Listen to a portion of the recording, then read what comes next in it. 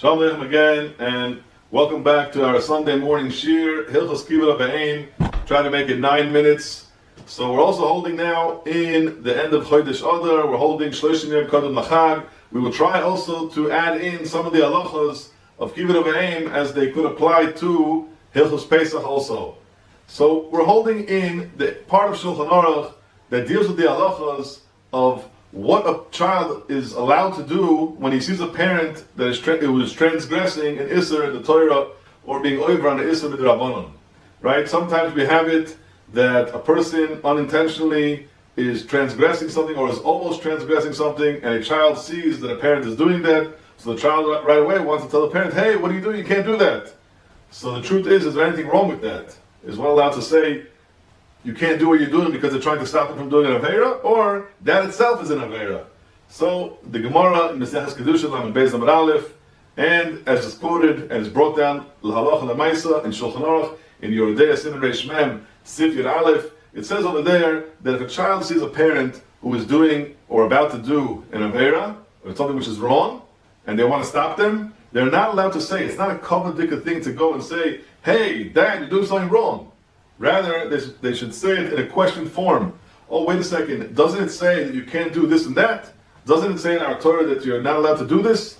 Like this, it comes out that you're giving them the proper teichacha, the proper rebuke for doing what they're doing, but in a way of kavod and not in a way of bizayon. Right? A person's not allowed to go and disgrace the parent in order to get them to stop doing what they're doing. Rather, this is the way that Chazal have taught us, the way to go and show them proper rebuke.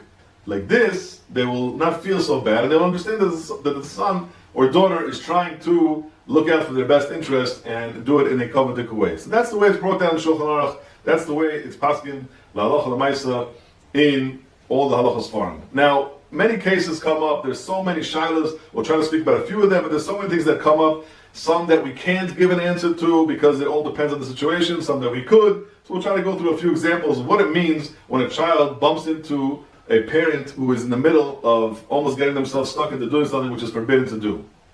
So example like this, right? You have a child is sitting at a table with his mother and father, and the mother and father are having a discussion. All of a sudden, the parents start to talk about something which falls under the category of Lashon Hara, right? Forbidden speech.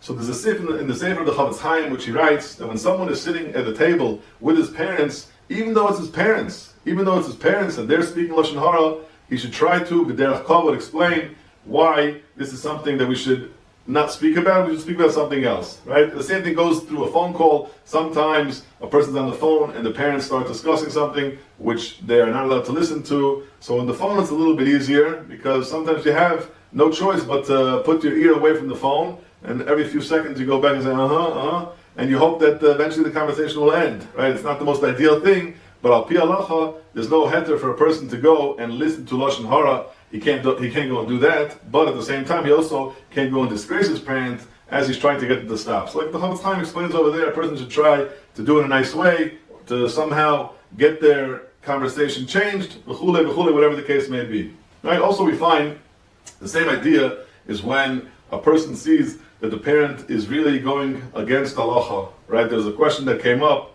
I've got asked this question a few times. Sometimes it's a little bit harsher, and sometimes it's a little bit easier. So we'll speak about the easier case. The easier case is when a son is a gabbai in the shul and the father is a bal koirei, where over there it's not so simple for him to be the one to make the corrections. So usually, because if he corrects the father, so it's true that there is room to be mekel, because of course the people have to hear the Kriyas HaTorah properly, and it has to be correct, it has to be al pi halacha. However, it's not such a nice thing if you can get somebody else to do it when the father is a bal koirei, that would be better. But if the child wants to correct the father because the people won't be yoytze the Kriya otherwise, so then he should correct him and tell him, and he doesn't have to say it in a way, doesn't it say that you read the Torah like this? Rather, he just tells him on the spot, you read the word like this, the word is read like this, he should make the tikkun, he should make the correction as the father is reading.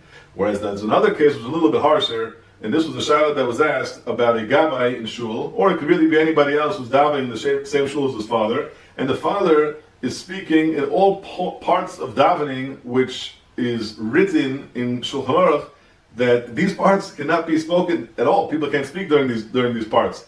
And there's not really so much of a limud zchus. We can't really go and give the benefit of the doubt why he's doing it, because sometimes he a person sees that his father is talking about maybe some of the, I don't know, politics or something else that he probably shouldn't be speaking about during davening, and he's doing that. So the question is, the Gabbai asked, what am I supposed to do?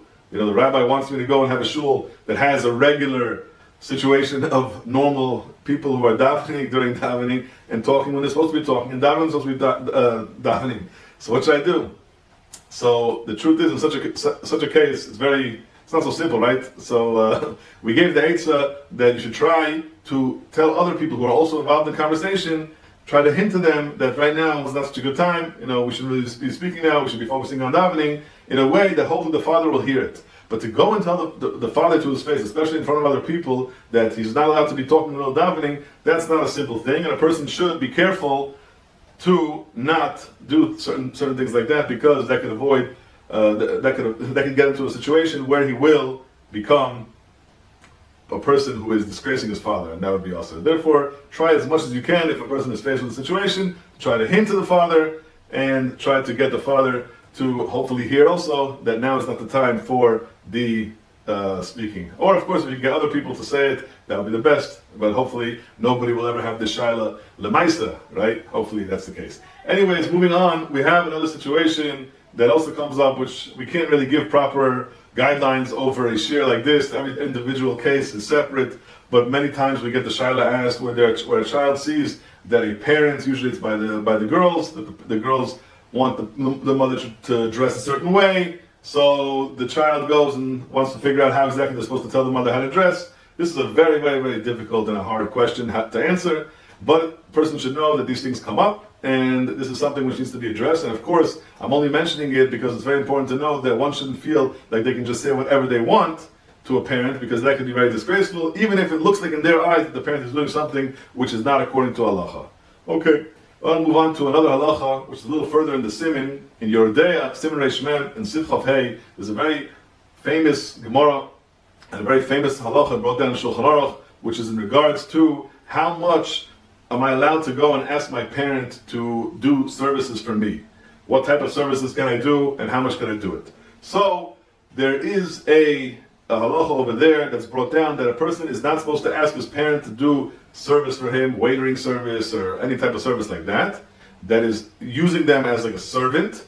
But if the parent is moichel, if they go and forgive on their kavod, they forgo on their kavod, so then it's permitted. However, the Shulchan Aruch says if it's a Talmud Chacham, if the father is a very learned person, so then even you can't be moichel on your kavod. It's brought down, the Achronim, the Piskei Teshuva brings that also, that even though we know that there are certain cases even like this, where Shulchan Aruch says you're allowed to forgo on your kavod, and you can go and do things for your child, you can prepare things for him, you can make some type of services that you want for the child. However, if it's going to look like a disgrace, then you should avoid doing it. That's something that you shouldn't do, and you shouldn't go and be mekel. So the question comes up, we're holding by Leil HaSeder, and the people want to know, am I allowed to go and ask my father, the halachas that's brought down in Leil HaSeder, that every person should have the Daled Kosos poured for them. Is there anything wrong with the father pouring the kois for the son, pouring the 4 cups for the son, Leil HaSeder? Anything wrong with that? He's being his waiter, is there anything wrong with that?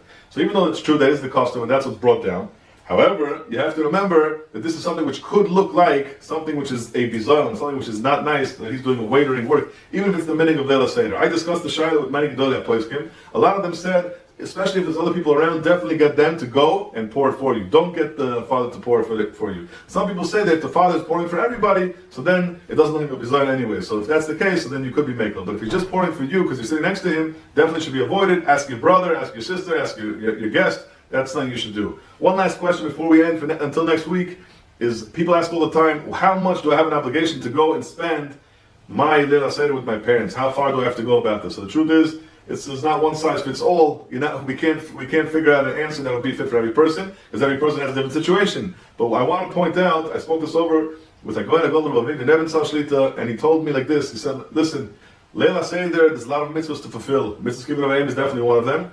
But there's a lot of mitzvahs to fulfill. Somebody who has children is already being mekayim the mitzvah. If he got to lebincha, he has to know that if he will have an easier opportunity to go and say over the story of Sibur Yitzchak to his children, then he should be by himself. He should go and be by himself and not go to his parents. However, this is not always the case for everybody, and therefore a person should figure out what he should do. Each person should ask their Rav, they should guide them, but you should have in mind that in certain scenarios, one is exempt from going to spend Leila Seder with the parents. In other scenarios, one should definitely go spend with them. So definitely ask your Rav, or if you want to ask me, or ask any person who you feel can help you in this to figure out where they should go spend Leila Seder. In the meantime, everyone should have a wonderful day. Everyone should continue to be Mekayim the mitzvah of Kibbutz Ve'ein with all the Hidurim, with all the Simcha, with all the Geschmack. Thank you all for listening and have a great day.